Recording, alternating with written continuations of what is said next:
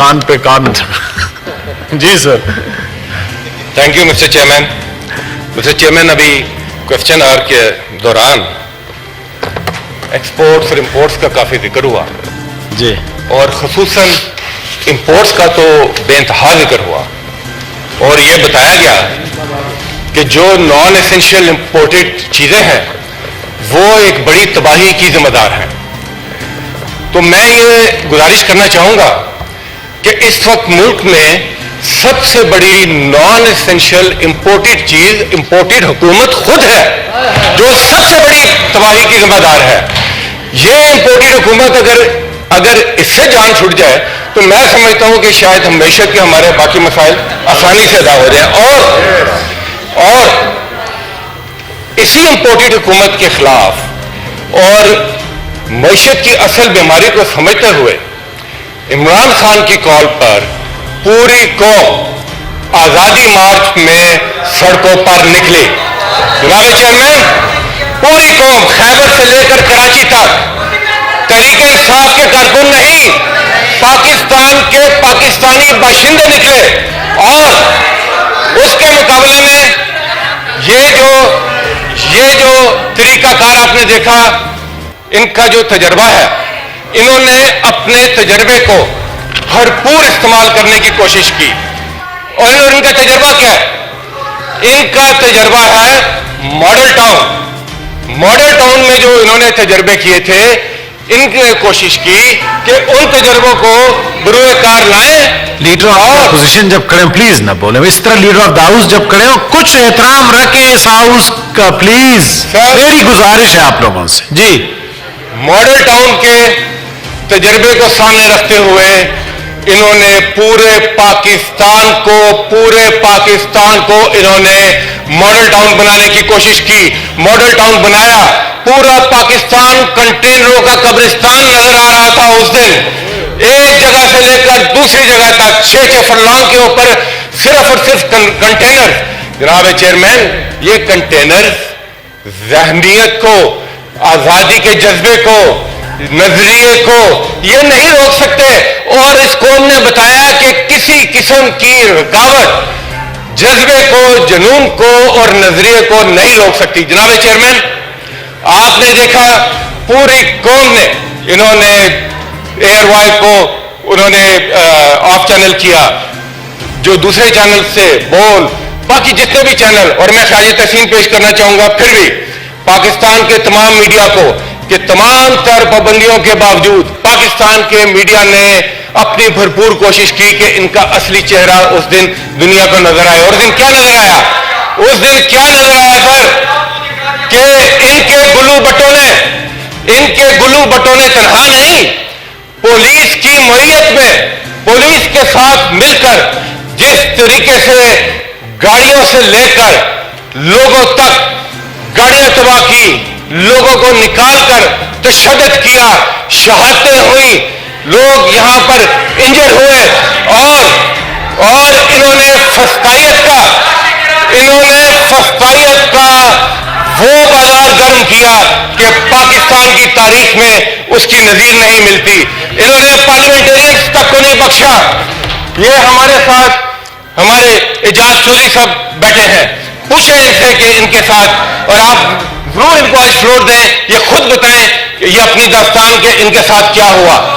جناب, اس ہاؤس میں کی ایک خوش قسمتی ہے کہ ایک بڑی شخصیت علامہ اقبال کے پوتے وہ اس ہاؤس کے ممبر ہیں. پوچھیں ان کے ہاؤس میں, ان کے گھر میں علامہ اقبال کی بہو سے پوچھیں کہ چادر اور چار دیواری کے تقدس کو کس طرح پامال کیا گیا. اور کل نیشنل اسمبلی میں اسی جگہ پر کھڑے ہو کر پرائم منسٹر صاحب کہتے ہیں کہ نہ کوئی چادر چار دیواری کی خلاف ورزی ہوئی, نہ کوئی گرفتاری ہوئی, نہ ہی کسی کے گھر گئے. یہ اسی جگہ پر کھڑے ہو کر انہوں نے کہا جہاں پر کسی وقت ایک اور صاحب نے کھڑے ہو کر کہا تھا حضور یہ ہے وہ ذرائع جن سے یہ سارے معاملات ہوئے. تو یہ جو جھوٹ کی تاریخ ہے, اتنا جھوٹ مت بولیں کہ جھوٹ کی بھی کانپیں ٹانگ جائیں. مت بولیں اتنا جھوٹ کہ اب جھوٹ کی بھی کانپیں ٹانگنا شروع ہو گئی ہیں. جناب چیئرمین, لاہور سے لے کر اسلام آباد تک, اسی طرح جو اٹک کا پل ہے اس سے آنورڈ آپ نے امیجز دیکھے ہوں گے ہمارے ممبر پارلیمنٹ سابق وفاقی وزیر حماد اظہر کے آپ امیجز دیکھیں، آپ عمر ایوب کے امیجز دیکھیں. یہاں پر اسلام آباد کے اندر سر یہاں پر لاٹھی سے شروع ہوتے ہیں، یہاں پر ربر کی گولیاں چلائی جاتی ہیں اور ٹیئر گیس کے نام پر زہریلی گیس چلائی جاتی ہے.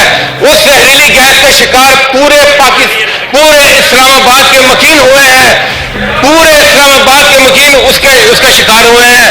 اس کے بعد بے بنیاد مقدمات قائم کیے گئے.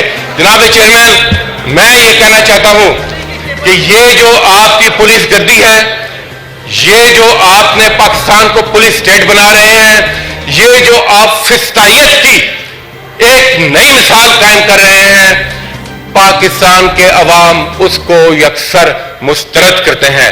اور ہمیں پتہ ہے کہ آپ یہ کیوں کر رہے ہیں، ہمیں پتہ ہے وہ آپ اس لیے کر رہے ہیں کہ اس امپورٹڈ حکومت کے پاس سوائے رام کہانی کے اور پاکستان کی عوام کے لیے کوئی مداوا نہیں ہے. کیوں پاکستان کے عوام کٹے ہیں؟ کہ ان کو پتا ہے کہ ان کے مفادات کا تحفظ کوئی امپورٹڈ حکومت نہیں کر سکتی، اور وہ دیکھ رہے ہیں کہ یہ امپورٹڈ حکومت کر رہی ہے. یہ سب سے پہلے اپنے آقاؤں کے مفادات کا تحفظ کر رہی ہے، اس کے بعد یہ اپنے مفادات کا تحفظ کر رہی ہے، اور عوام کے لیے تحفہ ہے پیٹرول بم کا. جناب چیئرمین، یہاں پر آپ نے معیشت کے متعلق بڑی بڑی باتیں سنی. یہاں پر ہم معیشت کا سوال کن سے کر رہے ہیں؟ جنہوں نے ملک کو اس حال پہ پہنچایا معاشی حوالے سے وہ جواب دیں گے. یعنی کہ 30 سال حکومت کرنے کے بعد، بربادی کی نئی داستانیں رقم کرنے کے بعد، اب وہ دوبارہ ڈاکٹر بن رہے ہیں، کہہ رہے ہیں کہ ہم ٹھیک کریں گے. میر کیا سادہ ہے، بیمار ہوئے جس کے سبب اسی عطار کے لوٹا ویسے سلپ آف ٹنگ ہوا ہے، لیکن اللہ کی شان ہے، اسی عطار کے لڑکے سے دعا لیتے ہیں. تو یہ کیسے کریں گے؟ جناب چیئرمین، آرڈر پلیز. چیئرمین، یہ معیشت کے شعر غلط پڑھا ہے جی، لیکن کوئی بات نہیں، اب آگے چلیں، جلدی کریں. سر وہ سچ منہ سے نکل جاتا ہے سر. میں نے لوٹے کی معذرت کر دی. پلیز، جمعے کا دن ہے، جلدی جی. جناب چیئرمین، ویسے لوٹے رکھنا غیر پارلیمانی نہیں ہے، لوٹے بولنا غیر پارلیمانی ہے. کمال ہے، ویسے یہ بھی عجیب انصاف ہے. آپ لوٹے رکھیں وہ غیر پارلیمانی نہیں ہے، اگر لوٹا منہ سے نکل جائے تو وہ غیر پارلیمانی ہے. سر، چور کی داڑھی میں تنکا بھی ایک محاورہ ہے.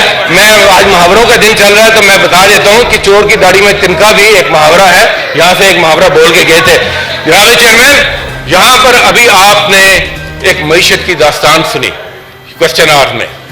یہ معیشت کے 30 مار خان پہلا کام یہ کیا کہ 30 روپے پٹرول مہنگا کر دیا. ان 30 مار خان نے پہلا کام کہ 30 روپے پٹرول مہنگا کر دیا، جو پاکستان کی تاریخ میں کبھی اتنا بڑا اضافہ نہیں ہوا. جناب چیئرمین، کہتے ہیں عالمی منڈی میں، یہ شوکت ترین صاحب بتائیں گے کہ کس طریقے سے انہوں نے ہمت کی، سبسڈی دی تاکہ IMF کے ساتھ بھی معاملات چلتے رہیں اور پاکستان کے عوام پر بھی بوجھ نہ پڑے. اور پاکستان کے پرائم منسٹر نے اس وقت ایک بڑا فیصلہ لیا. انہوں نے کہا کہ جو ہماری توانائی کی ضروریات ہیں اس کے لیے میرے نزدیک میری قوم کا مفاد سب سے مقدم ہے. لہذا انہوں نے روس کے ساتھ بات شروع کی. وہ روس تشریف لے کر کے توانائی کے اوپر بات ہوئی اور یہ بات چیت آگے بڑھ رہی تھی تاکہ روس سے ہم 30% مار خان کو میں پھر بتا رہا ہوں 30% سستی ہم پیٹرول اور گیس وہاں سے لینے جا رہے تھے. اور اس جرم کی سزا کیا ملی؟ اس جرم کی سزا یہ ملی کہ ان کے ساتھ مل کر عمران خان کی حکومت کو رخصت کیا، کیونکہ انہوں نے نہ کی، ایبسولوٹلی ناٹ کہا. پہلا مفاد پاکستان کے عوام کا، اس کے بعد کسی اور کا مفاد ہو سکتا ہے. اور جناب چیئرمین، آپ دیکھیں जनाब चेयरमैन, आप देखें कि बहरामन तंगी साहब प्लीज। जनाब चेयरमैन, आप देखें कि भारत ने रूस के साथ वो मायदा कर लिया। आज जब पाकिस्तान में 30 रुपए फी लीटर पेट्रोल महंगा हुआ तो भारत में महंगा नहीं, भारत में पेट्रोल सस्ता हो रहा है, क्योंकि उनके हाथ कोई मोदी हुकूमत नहीं है। उन्होंने अपने अवाम के लिए उसी रूस के साथ सौदा किया जिसके साथ पाकिस्तान के वजीर आजम इमरान खान सौदा करने जा रहे थे। जनाब chairman, honourable leader sir, time का ख्याल मैं ज्यादा टाइम ले लूंगा। आपसे दो दरखास्तें हैं सर। एक, इस हाउस के मेंबरान के साथ भी यहां पर मौजूद हैं जिनके साथ ज्यादती हुई, जिनके साथ जुल्म हुआ, उनको आप जरूर मौका दें। और दूसरी सर गुजारिश ये है, कि आज मईशत की बात हो रही है, एक कॉलिंग अटेंशन भी सर इस पर है। मेरी गुजारिश ये है कि अगर आप उसको पहले ले लें तो आपकी मेहरबानी होगी, ताकि कंटिन्यूटी में सर बात हो जाए। ये मेरी एक सर ले लूंगा ताकि सर सारी चीज सामने आ जाए, इनको भी जवाब देने का मौका। पहले मैं बिजनेस गए तो रिपोर्टेड नहीं लेंगे, कोई बात नहीं जी। लेकिन पहले सर वो कॉलिंग अटेंशन ले लीजिए। जी ले लेंगे, वो मिनिस्टर साहब बैठे। जी honourable leader of the house please, leader of the house please. बहुत मेहरबानी, मैं तवक्को रखता हूँ, मेरे लिए बड़े मोहतरम है। एक तो मैं